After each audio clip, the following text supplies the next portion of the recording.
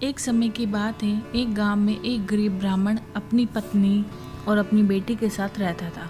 उसकी बेटी बड़ी सुंदर, सुशील, गुणवान थी। ब्राह्मण बहुत गरीब था।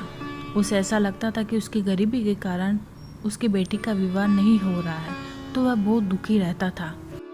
सौभाग्यवश एक दिन उसके घर एक साधु आया। ब्राह्मण ने उस साधु को अपनी सारी बात बताई।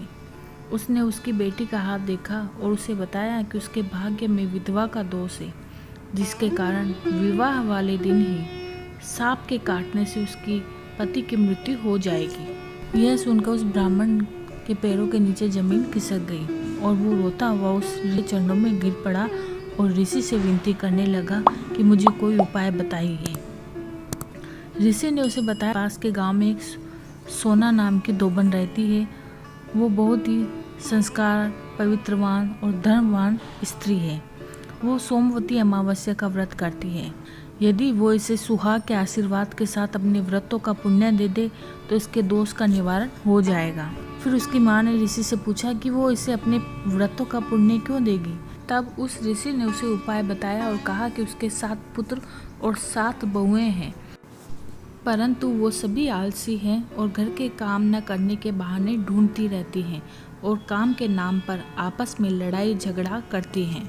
तुम अपनी बेटी से कहो कि वो हर दिन प्रातःकाल जल्दी उठकर बिना किसी को बताए उसके घर के सारे काम करके अपने घर आ जाए। उसके बाद उचित समय देखकर उस सोना धोबन को अपनी सारी परिस्थिति बता देना। ईश्वर सब ठीक करेगा। यह कहकर बाबा वहाँ से चले गए। ऋषि के कहे अनुसार वो ब्राह्मण की बेटी प्रतिदिन प्रातःकाल उठकर सोना धोबिन के वहाँ जाकर सारा काम करके बिना किसी को बताए वापस घर चली आती। जब कुछ दिनों तक सुबह सोना ने देखा कि सारा घर व्यवस्थित है और घर के सभी काम शांति से हो रहे हैं तो उसे बहुत प्रसन्नता हुई। उसने अपनी बहुओं से पूछा कि कौन हर दिन सुबह सुबह सारा काम कर देता है, तो बहू ने झूठ कह दिया कि हम सब मिलकर काम करती हैं। सोना को उनकी बातों पर विश्वास नहीं हुआ। उसने स्वयं देखने का निर्णय किया कि कौन प्रातःकाल ये सारे घर के काम करता है। सोना रात को ही चुपकर एक कोने में बैठ गई और इंतजार करने लगी। तब उसने देखा कि वो ब्राह्मण की पुत्री उसके घर आकर काम कर रही है। तब उसने उससे पूछा कि तुम कौन हो और बिना बताए मेरे घर के काम क्यों कर रही हो। तब उस लड़के ने उससे कहा कि मैं आपको सब बताऊंगी, परंतु आपको मेरी बात मानने का वचन देना होगा। उसने उसे वचन दे दिया। तब उस लड़के ने उसे सारी कथा सुना दी और उससे कहा कि आप ही मुझे सुहाग दे सकती हैं, आप ही मेरे वैधव्य के दोष को नष्ट कर सकती हैं। कृपया आप मेरी सहायता करें और मुझे आपके सोमवती अमावस्या के व्रत का पुण्य फल प्रदान करें। सोना उसको पहले ही वचन दे चुकी थी, इसीलिए उसने हाँ कर दी।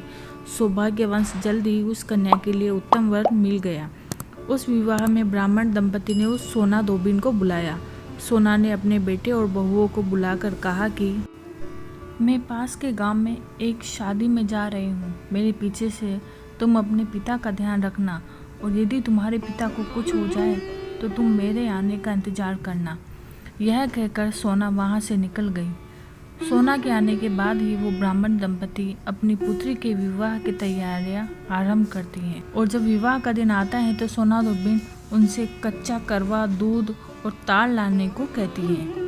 विवाह के समय सोना धोबिन दूल्हा दुल्हन के पास बैठ गई और जब दूल्हे की मृत्यु बनकर एक सांप उसे काटने आया तो सोना धोबिन ने उस सांप को मार दिया और फिर उस लड़की को संकल्प के द्वारा अपने किए सभी सोमवती अमावस्या का पुण्य फल दे दिया। कहा कि मैंने आज तक जितनी भी अमावस्याओं के व्रत से पुण्य अर्जित किया है वो मैं इस ब्राह्मण की पुत्री को देती हूँ और अब से जो मैं अमावस्याओं के व्रत करूँ उनका पुण्य फल मेरे पति और पुत्रों को प्राप्त हो। वहाँ उपस्थित सभी लोगों ने सोना धोबिन की जय जयकार की और साथ ही सोमवती अमावस्या के व्रत के प्रति उनके मन में श्रद्धा भाव उत्पन्न हो गया। वो सभी सोमवती अमावस्या का गुणगान करने लगे। इसके बाद वो सोना धोबिन अपने घर के लिए चल दी और उस दिन सोमवती अमावस्या थी। उसने हर बार की तरह उस दिन भी इस व्रत को किया। मार्ग में पीपल वृक्ष की पूजा की और उसके नीचे बैठकर कहानी कही और फिर पीपल के वृक्ष की 108 परिक्रमा की। उधर ब्राह्मण की बेटी को सुहाग देने से उसके स्वयं के पति की मृत्यु हो गई। उसके घर के सभी लोग उसकी प्रतीक्षा कर रहे थे जिससे वो उसका क्रियाक्रम कर सके, परंतु सोना धोबिन के सोमवती अमावस्या के व्रत के पुण्य के प्रताप से उसके घर पहुंचते ही उसका पति पुनर्जीवित हो उठा और वहां उपस्थित सब लोग अचंभे रह गए। तब सोना धोबिन ने उनको सोमवती अमावस्या के पुण्यदायी व्रत के विषय में बताया। उसके बाद तो सारे नगर में सोमवती अमावस्या के व्रत का महात्म्य फैल गया और सब इस महान पुण्य देने वाले व्रत को करने लगे।